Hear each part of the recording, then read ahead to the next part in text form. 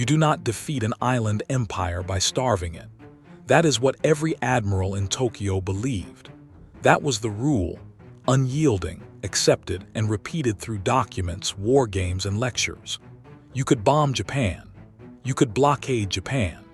But you could not starve Japan.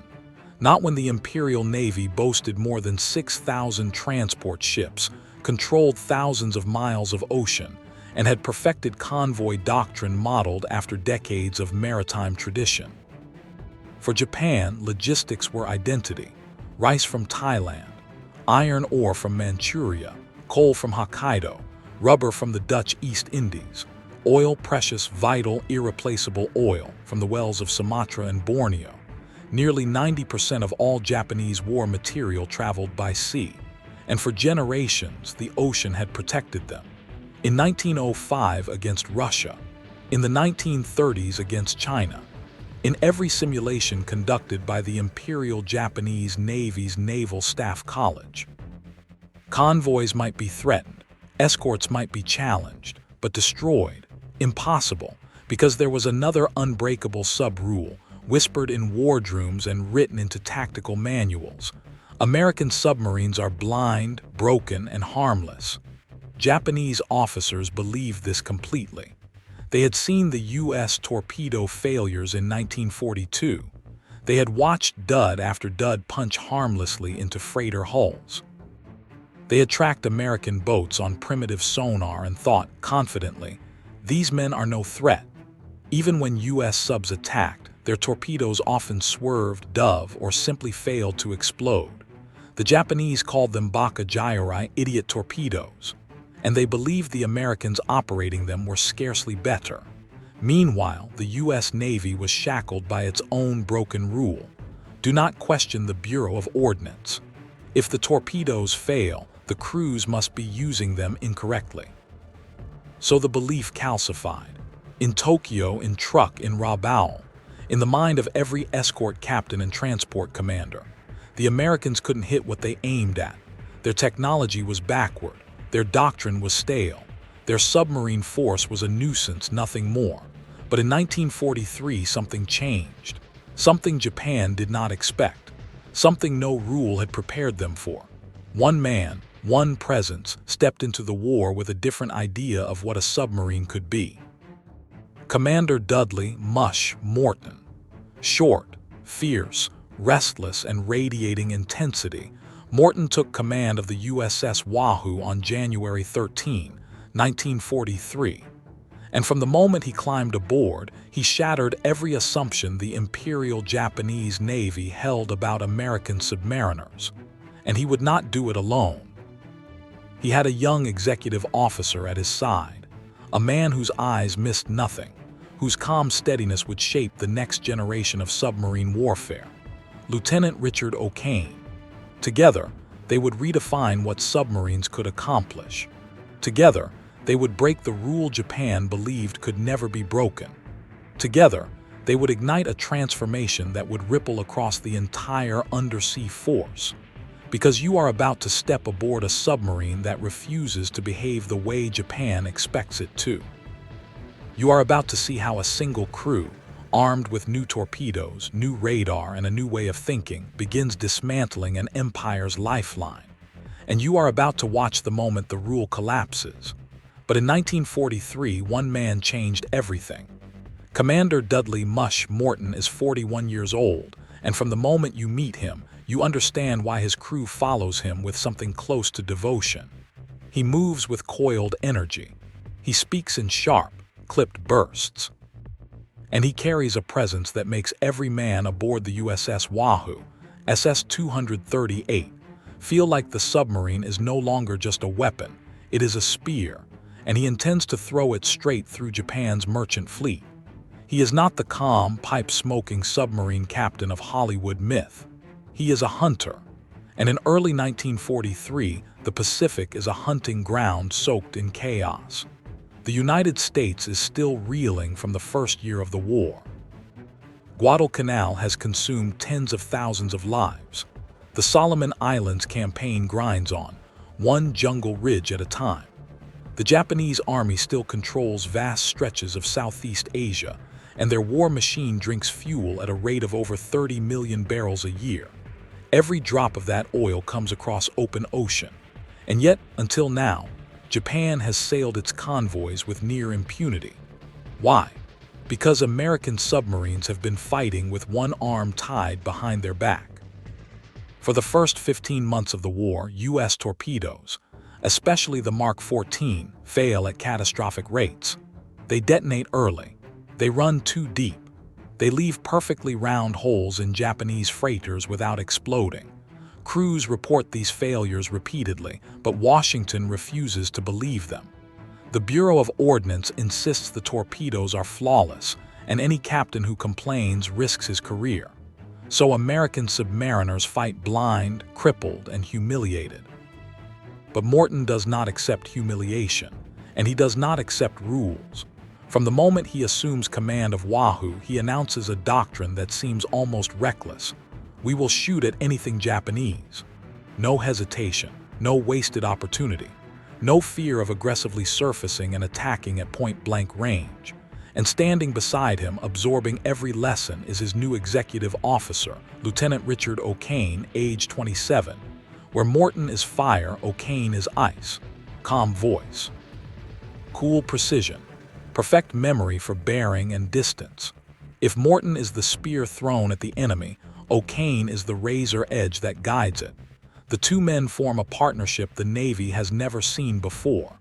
Morton drives the submarine like a cavalry officer, charging where others retreat. O'Kane calculates firing solutions so quickly, crews joke he sees trajectories before they exist. But none of that matters unless the U.S. fixes the torpedo problem. And quietly in back rooms and test ranges, that fix is finally coming. Depth control issues are exposed. Exploders are reworked. Magnetic influence triggers long a curse are disabled. And for the first time in the war, American submariners begin receiving ordnance they can trust. At the same time, new radar, SJ surface search sets, begin appearing across the fleet. They can detect Japanese ships up to 8 nautical miles away, day or night, through fog, rain, and moonless darkness. A submarine with working torpedoes and radar is no longer a nuisance. It is a predator, and the predators are hungry. By spring 1943, Japan is moving millions of tons of cargo across the Pacific. Coal, bauxite, oil, steel, rice, uniforms, airplane parts, aviation gasoline. Without these supply lines, Japanese industry collapses, aircraft production halts, destroyers lose their fuel, armies starve. But Tokyo doesn't see the danger yet. They still believe the rule. They still think American submarines cannot harm them. And this is where Morton's story becomes the story of an entire war. Because the moment he pushes Wahoo into the Yellow Sea, one of the most heavily trafficked shipping zones in Japan's empire, he shows what a single submarine can do when commanded without fear. In late January, he attacks a convoy near Wewak, sending ship after ship to the bottom. In March, he enters the Bismarck Sea and disrupts troop movements critical to Japan's defensive line. In April, he stalks the coasts of Korea and China, hunting supply vessels that believed themselves safe. With each patrol, Morton grows more relentless. With each patrol, Kane refines firing techniques that will soon become standard across the fleet. And with each patrol, Japanese commanders become increasingly aware that something is changing. There is a new pattern of attack, a new boldness, a new willingness to surface at night, fire at close range, and crash dive before escorts can respond. Japan begins losing not just ships but confidence.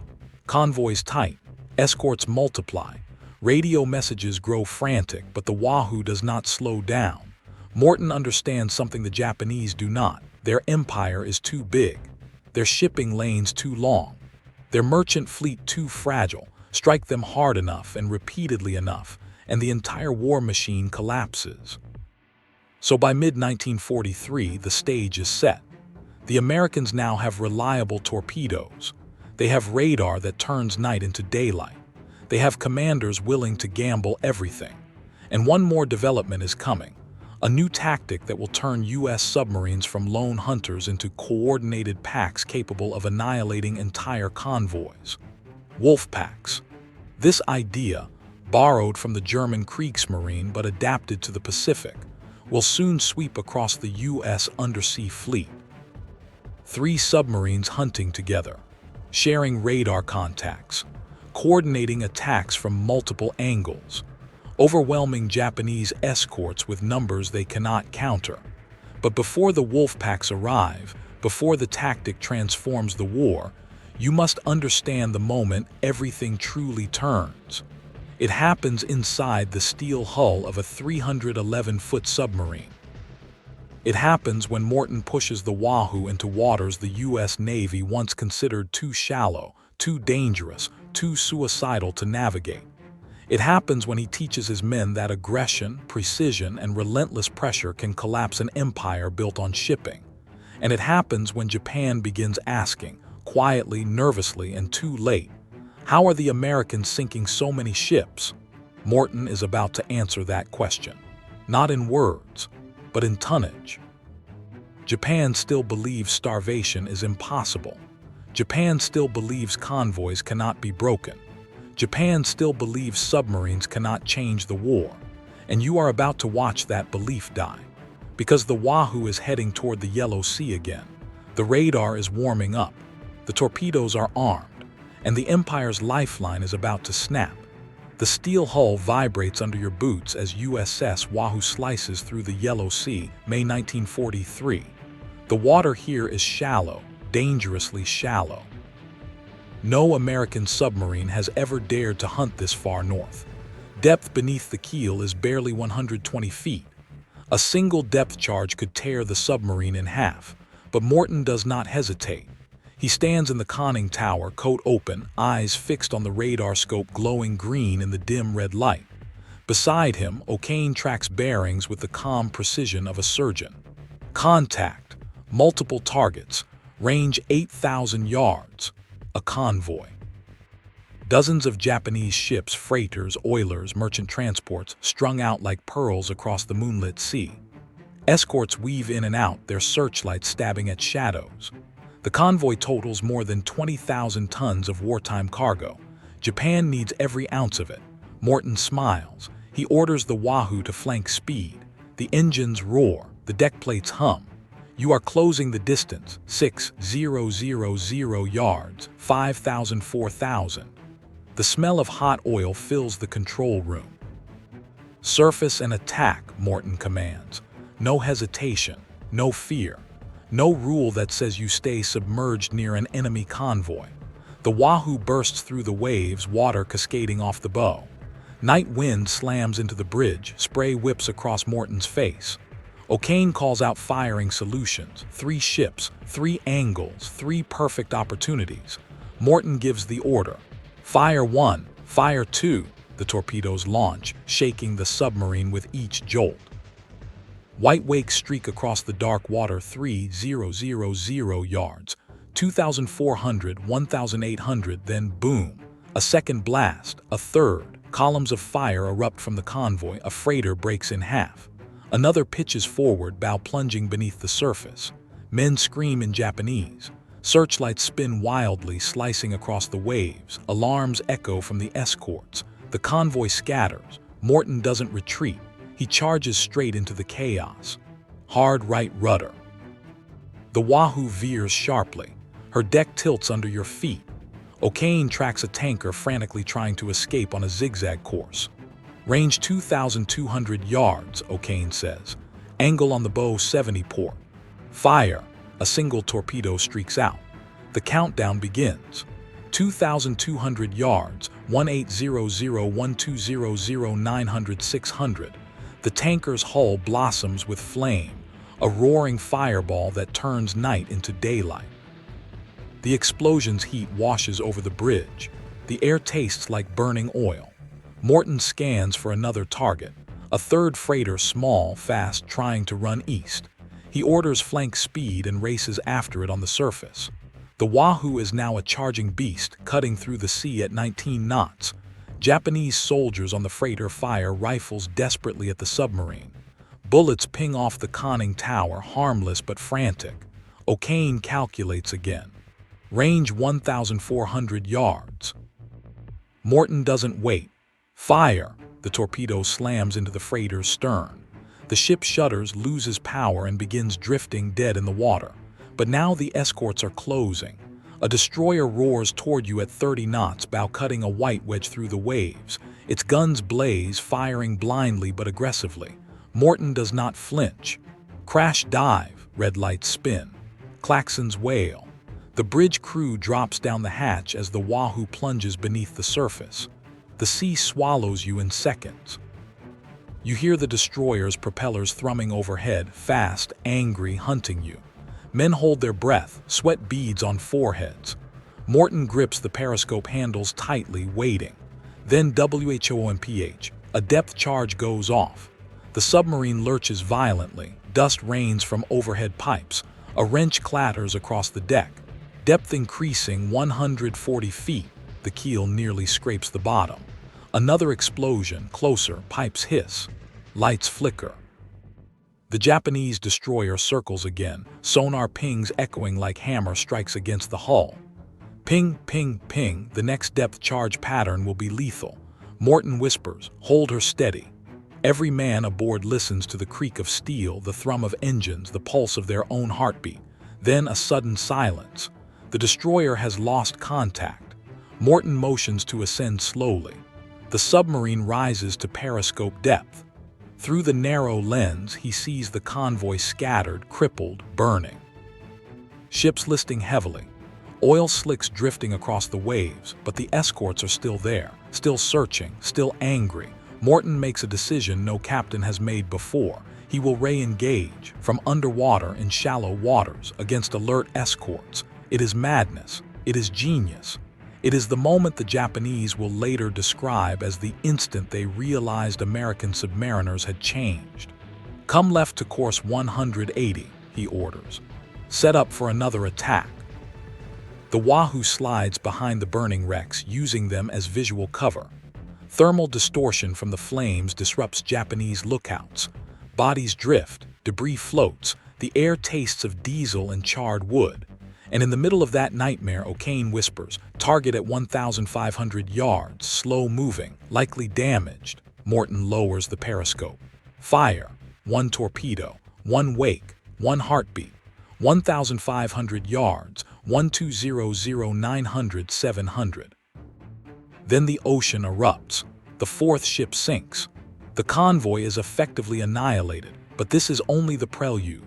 Word of Morton's rampage spreads through the Japanese command structure like a shockwave. They call the Wahoo the submarine that attacks like a destroyer. They file new reports warning that Americans now possess aggressive captains, accurate torpedoes, and improved radar. Japan's rule, the rule that American submarines are harmless, begins to crack, and Morton intends to shatter it completely. If you find this kind of forgotten history and battlefield ingenuity as fascinating as we do, we'd be honored if you'd hit that subscribe button.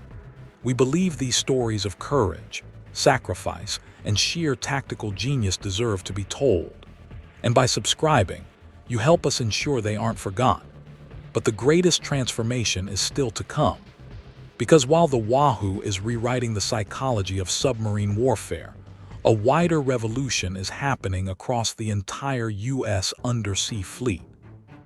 Reliable torpedoes, SJ radar, and soon Wolfpacks, 3 submarines will coordinate, 3 captains will attack from multiple angles, and Japanese convoys, once confident and protected, will find themselves hunted by phantoms in the night. Morton has shown what one submarine can do. Now imagine 3. The empire is about to bleed. By late 1943, the shockwaves from Morton's assaults echo through every level of Japan's naval command. Convoys that once sailed with confidence now creep across the ocean at 8 knots, zigzagging nervously, burning precious fuel. Escort commanders issue frantic orders. Lookouts scan the waves until their eyes burn. Yet the sinkings continue, because now it isn't just Morton, it isn't just the Wahoo. Every American submarine captain hears the stories of Morton's aggression, of O'Kane's firing precision, of shallow water attacks that defy doctrine. And something changes inside them. A switch flips. Across the Pacific, from Midway to Fremantle, submarine crews begin embracing the same fearless mindset. And aboard new submarines, new officers are studying Morton's combat reports line by line. They are learning how to fight, not defensively, but offensively. Not as hunters of opportunity, but as breakers of empires. And then the next evolution arrives. Wolfpacks. A simple idea, a devastating one. Instead of one submarine shadowing a convoy, 3 will coordinate together, spaced miles apart, sweeping the ocean like a net. Radar pings ripple across the surface. Radio messages flow silently through secure channels. One submarine tracks the convoy's course. The second gets ahead. The third moves into flanking position. And when night falls, they strike. Japan never expects it. Japan never prepares for it. Japan believes a submarine war cannot be fought in teams. But in the Central Pacific, the doctrine becomes reality. Captain Swede Mommsen leads one of the first American Wolfpacks, Mommsen's Marauders. In early 1944, using new radio coordination and aggressive tactics drawn from Morton's example, they attack a convoy off the Philippines. 3 submarines, 16 torpedoes, 9 hits, thousands of tons of shipping gone in a single night. But the attack that truly breaks Japan's confidence is yet to come. It occurs in June 1944, led by a familiar face. Richard O'Kane, now commanding his own submarine, the USS Tang SS-306. He has absorbed everything Morton taught him. The relentless aggression, the night surface attacks, the willingness to push into danger zones no one else dares enter. But O'Kane adds something of his own. A mathematical precision so refined that crews joke he can calculate a firing solution in his sleep. Tang becomes the sharpest blade in the U.S. submarine fleet, and her first major test arrives in the Luzon Strait, a notorious choke point through which Japan funnels everything from aviation gasoline to troop reinforcements. At 23:45 hours, radar contacts appear. A large convoy, multiple escorts. O'Kane orders Tang to the surface. His Wolfpack, 3 submarines moving like shadows, begins the approach. Tang goes in first, 2,800 yards. 2200-1,700, O'Kane narrows his eyes. Set depth 3 feet below the keel. The torpedoes fire. They streak through the water in bright silver trails. Then impact. A tanker erupts. Flames tower 200 feet into the sky. The entire convoy illuminates like a burning city. Panic sweeps through the Japanese vessels. Escorts race in every direction, unable to determine where the torpedoes came from. That is when the second submarine attacks from the opposite side. And the third follows. Convoy commanders are overwhelmed. Their sonar operators shout conflicting bearings. Their searchlights sweep empty ocean. Their maps are useless. 3 American submarines are attacking from 3 different vectors, each strike staggered. By dawn, 5 ships sink. 3 more burn. The convoy is crippled, scattered, humiliated. Japan realizes the awful truth. The Americans aren't just using new torpedoes. They aren't just using radar. They're coordinating. This is no longer a naval skirmish. This is systematic destruction. Japan's shipping losses skyrocket. 1942, 1.1 million tons sunk. 1943, 1.7 million tons sunk. 1944, 3.9 million tons sunk. Nearly triple the previous year. Convoys that once stretched for miles now sail in tiny, fearful clusters. Some routes shut down completely. Escort shortages grow dire. Oil tankers, once the arteries feeding Japan's navy, fall so quickly that destroyers are left tied to piers, unable to sail. And the fear grows. Japanese merchant captains begin writing letters to their families, saying they do not expect to survive the year. Some refuse to sail entirely. Others demand more escorts Japan no longer has. By autumn 1944, the situation turns desperate. Japan attempts a new strategy, coastal hugging. Ships move closer to shore, hoping American submarines won't risk shallow waters. It is the same mistake they made with Morton, because the U.S. submarine force, now emboldened, now trained, now lethal, follows them in. Tang, barb, drum, harder, darter, cavella, a steel phalanx of undersea hunters. Some days the Wolfpacks sink 4 ships before breakfast. On others they paralyze entire shipping lanes for weeks. Japan tries one more tactic, decoy convoys. Lightly loaded ships, meant to lure submarines into traps, but the Americans detect them instantly with radar. The Japanese cannot hide, they cannot maneuver, and without fuel their escorts cannot even reach the battle zones. By the end of 1944, something unthinkable happens. Japan's merchant fleet collapses. What began with Morton's audacity now becomes a strategic catastrophe for the empire. The country that believed starvation was impossible now faces empty fuel tanks, silent factories, and armies stranded across Asia. The impossible rule is broken, and the breaking is about to reach its most devastating moment. The point where Japan realizes its convoys are not simply vulnerable, they are doomed. Because something even darker is coming. O'Kane is about to fire the most devastating torpedo spread in submarine history. Japan is about to lose ships it cannot replace. And the empire is about to learn that when you underestimate an enemy long enough, the cost is not merely defeat, it is collapse. By late 1944, Japanese convoy commanders no longer sleep. They sit awake in their cabins, staring at maps littered with red marks. Ships sunk, ships vanished, ships never heard from again. They whisper rumors of American submarines that attack in packs, that surface at night, that strike in shallow waters, that fire torpedoes which always explode. And one name terrifies them the most: Tang. Richard O'Kane's submarine has become a myth, an undersea apparition responsible for sinking more ships per patrol than any boat in U.S. history. Japanese sailors now speak of Tang the way infantrymen speak of snipers, never seen, always felt. But on the night of October 23, 1944, the myth becomes something more. It becomes a lesson Japan will never forget. It is 21:30 hours in the Formosa Strait. Winds calm, skies dark, visibility perfect. Tang's SJ radar suddenly pulses a convoy, large, fast-moving, likely reinforcements fleeing the Philippine disaster after the Battle of Leyte Gulf. O'Kane climbs into the conning tower, barely illuminated by the radar glow. The crew knows this stance, shoulders squared, jaw set, eyes locked on the sweeping line of the radar scope. Range 10,500 yards, the radar operator whispers. O'Kane nods once. Plot an intercept. Tang accelerates to 19 knots on the surface, the fastest any American submarine can safely run. The wind howls past the bridge.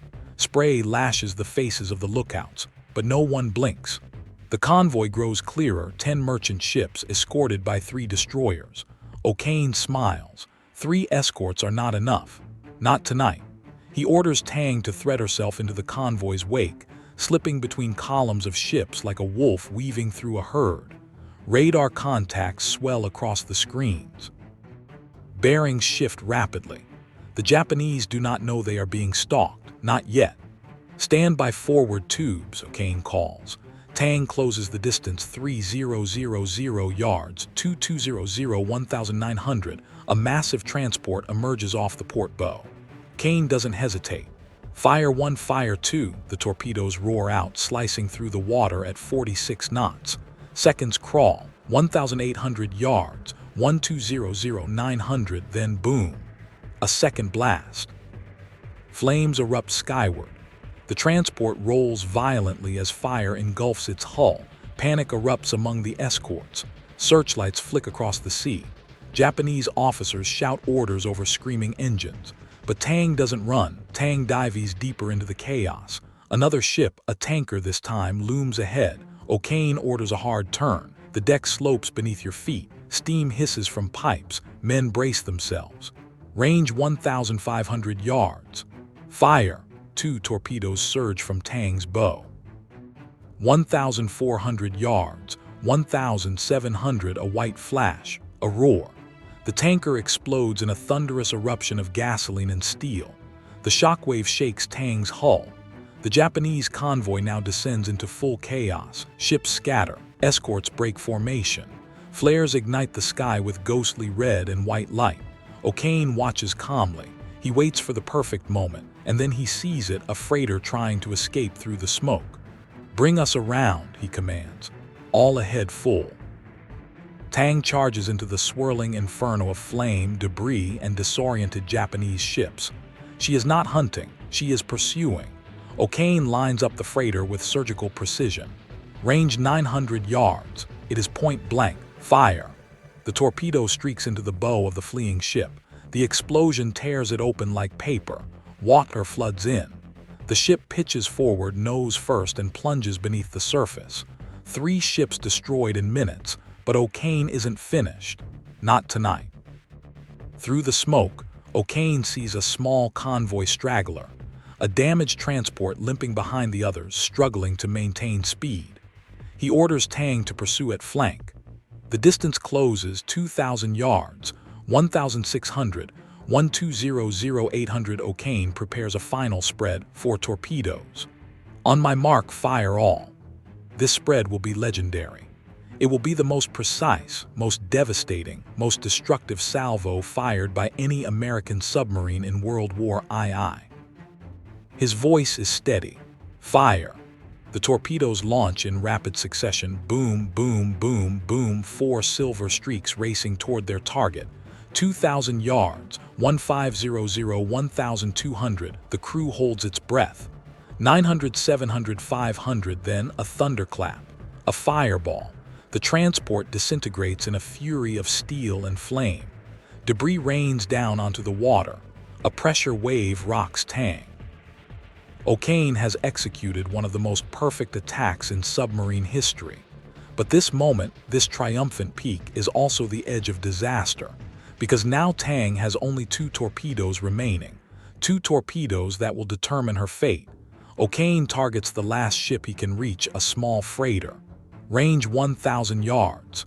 He fires the first torpedo. It runs straight, it runs true, it misses. 1 left, 1 final shot. O'Kane orders the torpedo tube flooded again. Fire! The torpedo leaps from the tube, but something is wrong. The crew watches the wake curve, just slightly, barely noticeable at first. Then more. The torpedo is turning back. "Hard right rudder," Kane shouts. Tang swerves violently, men thrown to the deck, tools clattering, diving planes whining, but the torpedo completes its deadly arc. It slams into Tang's stern. The explosion tears open the after compartments. Water floods the engine room. Lights flicker. Steel screams. For the first time in the war, O'Kane's composure shatters.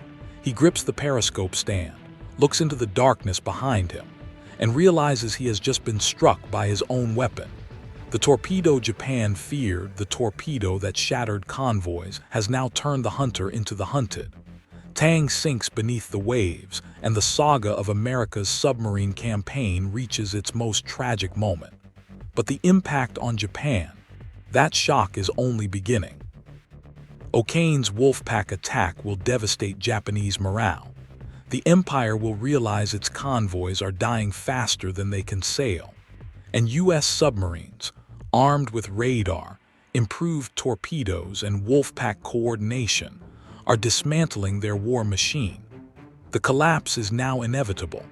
When the wreckage of USS Tang settles on the ocean floor, something far larger is already unfolding above it. Tang's final attack, along with the relentless campaigns of dozens of other U.S. submarines, has pushed Japan to the edge of a crisis no convoy commander, no admiral, no imperial planner ever believed possible. Because what they didn't know was this: the true defeat of the Japanese Empire would not come from battleships, aircraft carriers, or bombers. It would come from starvation. and the men who delivered that defeat rode beneath the waves. By the end of 1944, the impact is unmistakable. Japan's oil imports fall from over 30 million barrels per year to less than 3 million. Factories once roaring 24 hours a day now sit silent. Steelworks shut down. Truck fleets grind to a halt. The Imperial Navy, the pride of the nation, faces a catastrophe no admiral dares speak aloud. There is not enough fuel to sail the fleet. Japan's carrier task forces that once dominated the Pacific now sit anchored powerless, their fuel tanks nearly empty.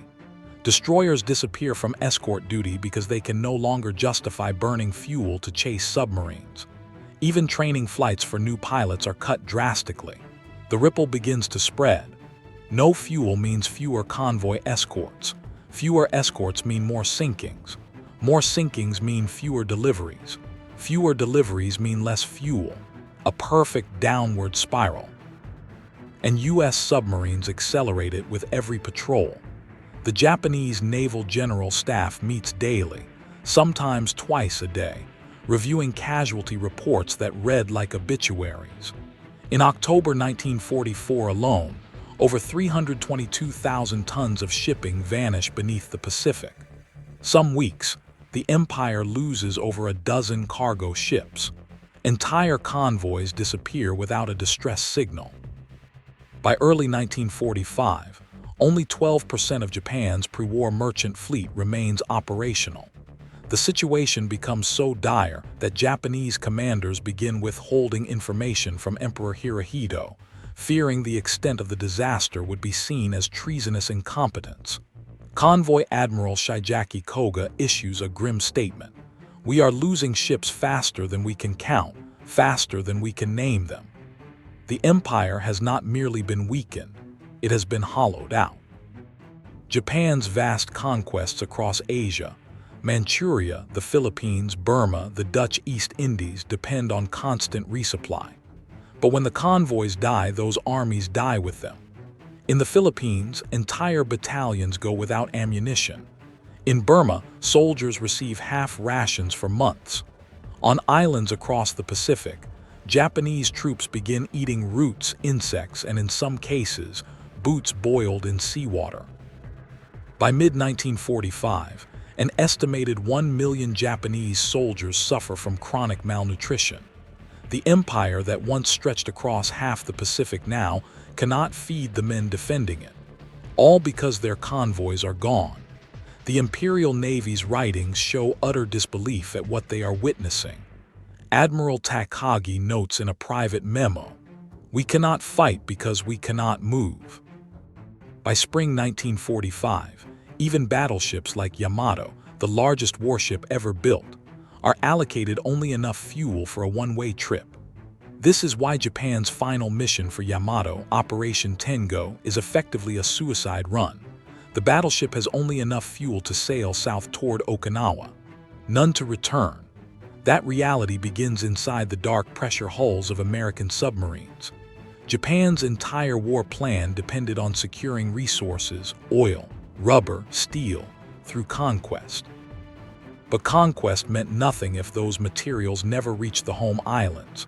For the first time in its history, Japan learns the meaning of a concept nearly unknown in its military doctrine: sea denial. The United States does not simply defeat the Japanese Navy. It denies Japan the oceans themselves. Japan tries to respond. They develop new radar systems, too late. They create new anti-submarine escorts, too few. They reroute convoys, submarines follow. They begin night sailing, American radar sees in darkness. They hug the coast, boats like Wahoo dive into the shallows. They send out hunter-killer groups, Wolfpacks overwhelm them. Everything they try fails. And failure leads to the next stage, collapse of industry. Japan's steel production falls by 80%. Aircraft manufacturing plummets. Shipbuilding becomes impossible. No steel, no fuel, no transport. Where once Japan produced tanks and aircraft by the thousands, now they scavenge wrecked planes for usable parts. The empire is running entirely on fumes and fear. It happens during an emergency meeting in early 1945. High-level commanders gather in Tokyo, reviewing a stack of reports so large they spill across the table. A rear admiral points to the numbers. His voice shakes. In the last 4 months, we have lost half of all remaining merchant ships. Another officer adds quietly, "At this rate, in 6 months, there will be nothing left to sink." Silence fills the room. They now see the pattern clearly. They now see the truth. Japan is not being beaten ship by ship. Japan is being strangled. One admiral murmurs, "The Americans do not fight our fleets. They remove the ocean from beneath us." This realization ripples outward through the empire, reaching front-line troops, government officials, and civilians. Fuel shortages become common knowledge. Blackouts grow frequent. Trains stop running. Food shipments shrink. The empire is crumbling, not under bombs or invasions, but under the weight of empty cargo holds. Historians later estimate that U.S. submarines sank 55% of all Japanese ships destroyed during the war, with less than 2% of the Navy's manpower. Think about that. 2% of the U.S. Navy inflicted more than half of Japan's maritime losses. The effect was so overwhelming that after the war, Japanese naval officers made a rare admission during interrogation. It was the submarine that defeated us. Not the Marines, not the air raids, not the island hopping, the submarines. Specifically the submariners who, like Morton, like O'Kane, broke every rule Japan believed protected its empire. But one question remains: what happened to those men? What legacy did they leave behind? The answer begins with a name Japan never forgot, and one the United States nearly lost. When the guns finally fall silent in August 1945, the Pacific is littered with the bones of a shattered empire, rusting hulls, sunken freighters, and oil slicks drifting like dark scars across the water. Japan's merchant marine, once more than 6,000 ships strong, has been reduced to barely 10% of its original size. The empire had not been defeated by invasion alone. It had been starved into submission. And when historians trace the origins of that collapse, they always return to the same names, the men who dared to do the impossible beneath the waves. But this story is not about statistics or tonnage or tactical doctrines. It is about people. Commander Dudley "Mush" Morton never returns from his final patrol in October 1943. Wahoo disappears in the La Perouse Strait, likely sunk by Japanese shore batteries or aircraft. She goes down with 80 men aboard, 80 sons, husbands, brothers, and friends, whose families receive only a telegram and a folded flag. Morton is 41. O'Kane later writes that losing him felt like losing the man who had shown the submarine force what was truly possible. Morton's crew included Lieutenant Commander Marvin Kennedy, the navigator who could calculate fixes in seconds; Chief Torpedoman Willie Gibson, whose hands shook after every firing sequence, not from fear, but from adrenaline; Yeoman Harry Tetters, age 22, who wrote in his final letter home that serving under Morton was like riding into battle with a hurricane. None of them come back. For decades, Morton's burial place remains unknown, his submarine resting somewhere in the cold waters between Hokkaido and Sakhalin. Only in the early 2000s do researchers confirm Wahoo's final resting site using underwater survey imagery. Even in death, Morton continues to symbolize something larger, the transformation of the American submarine spirit, from caution to ferocity, from uncertainty to mastery. Richard O'Kane survives the sinking of Tang, but just barely. After the circular run torpedo strikes the stern, Tang floods uncontrollably and sinks in seconds. Out of 87 men, only 9 survive, blasted to the surface through the forward escape trunk. O'Kane himself regains consciousness floating amid burning wreckage, surrounded by Japanese sailors from the convoy he destroyed hours earlier. They beat him. They bind him. They take him prisoner. O'Kane spends the rest of the war in a brutal POW camp near Formosa, surviving starvation, beatings, and disease. When liberated in 1945, he weighs barely 100 pounds. But his legacy survives intact. Tang's crew included Chief Petty Officer Bill Labeled, one of the men forced up through the flooded escape chamber, a feat requiring superhuman calm under lethal pressure. Motor Machinist's mate Angus B. Wright, who sacrificed his chance to escape so others could reach the trunk first. Lieutenant Henry Flanagan, who maintained control of the fire control party even as the ship sank around him. Their actions become case studies in naval survival schools for generations. O'Kane receives the Medal of Honor for Tang's final patrol, recognizing not the tragedy of the sinking, but the devastating success of the attack that preceded it, an attack that shattered Japanese shipping capacity at a critical moment. By the end of the war, U.S. submarines have sunk over 1,300 Japanese ships, totaling more than 5 million tons. But tonnage is only the surface of the story. The deeper legacy is this: a handful of submariners changed the course of the war. Men like Commander Eugene Fluckey of USS Barb, who led the only ground combat operation on mainland Japan. Commander Samuel Dealey of USS Harder, whose aggressive attacks led Japanese destroyers to nickname his boat Deadliest Under the Sea. Commander John D. Cromwell, who chose death rather than risk revealing code-breaking secrets.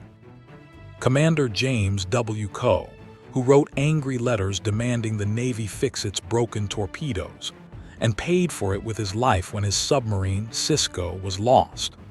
These men, their crews, and the tactics they pioneered, radar-assisted night attacks, coordinated Wolfpacks, and aggressive surface engagements, collectively dismantled the Empire of Japan. Japan itself acknowledges this after the war.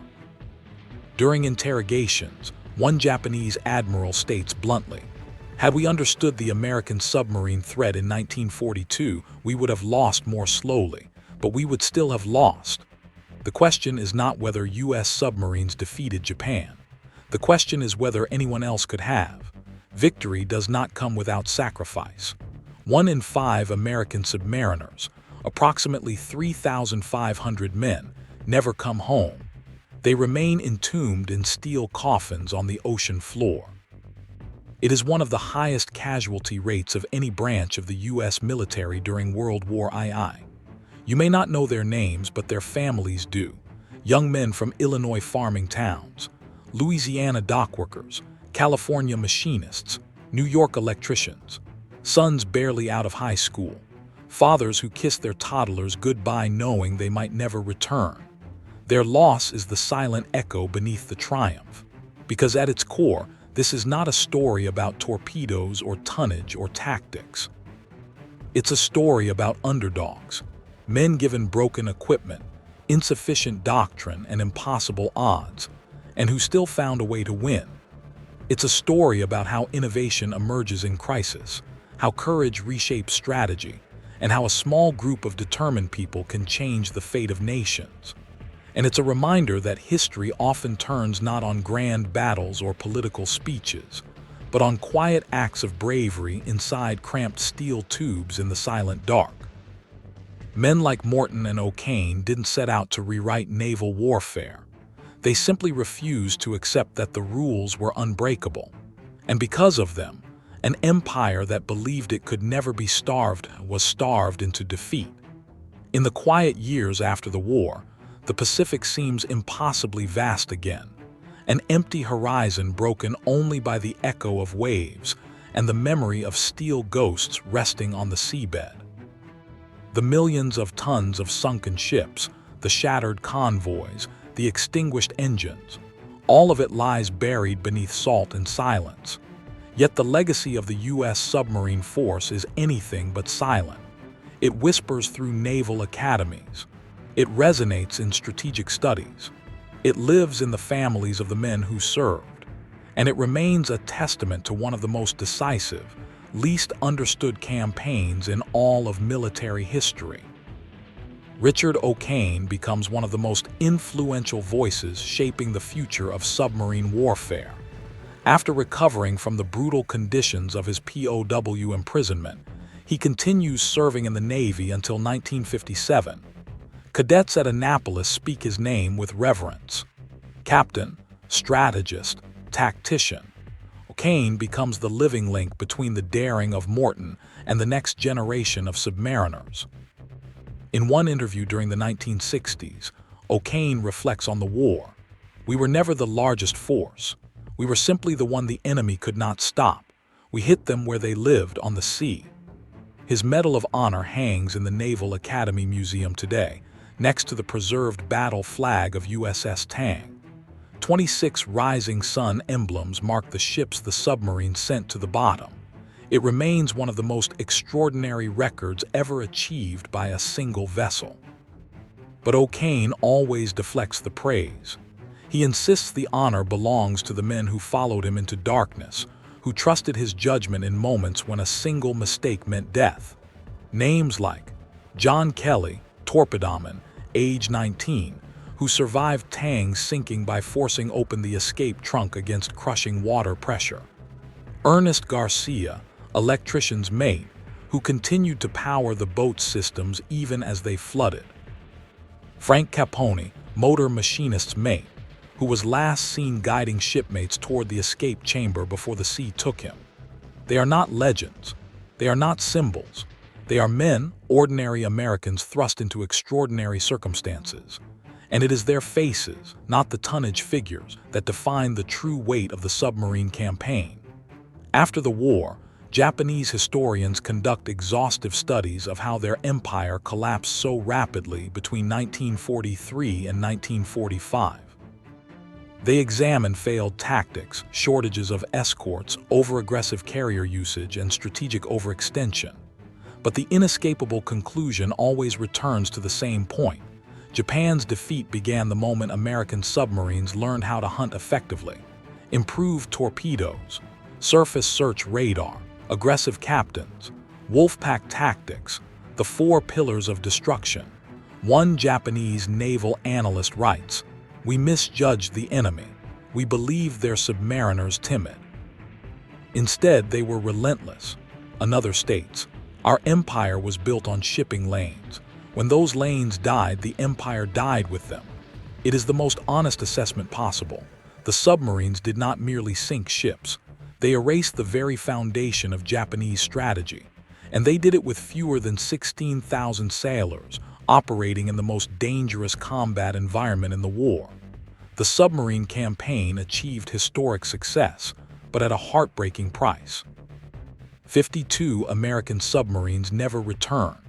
They rest today across the Pacific, from the Aleutians to the South China Sea, silent tombs holding the remains of 3,506 submariners.